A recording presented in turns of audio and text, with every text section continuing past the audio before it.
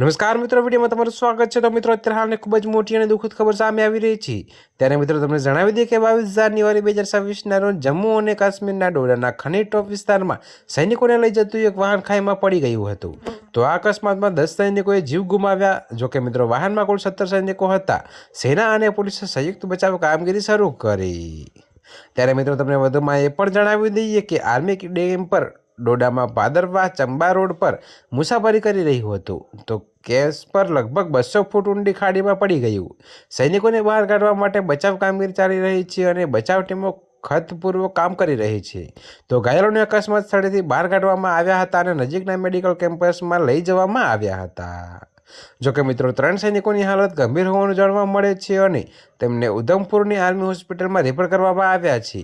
તો આ પહેલાં 4 મે 2025ના રોજ જમ્મુ અને કાશ્મીરના રામબન જિલ્લાના બેટરી ચશ્મા વિસ્તારમાં એક સોનાનું વાહન 600 મીટર ઊંડી ખાડીમાં પડી ગયું હતું। જોકે આ અકસ્માતમાં 3 સૈનિકોના મોત થયા હતા।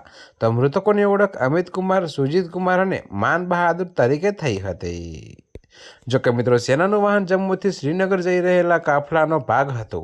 સવારે લગભગ 11:30 વાગે જમ્મુ શ્રીનગર રાષ્ટ્રીય ધોરીમાર્ગ 44 પર ડ્રાઈવરે કાબુ ગુમાવ્યો, જેના કારણે વાહન ખાઈમાં પડી ગયું। જોકે સેના, પોલીસ, SDRF અને સ્થાનિક વહીવટીતંત્રે બચાવ કામગીરી હાથ ધરી હતી।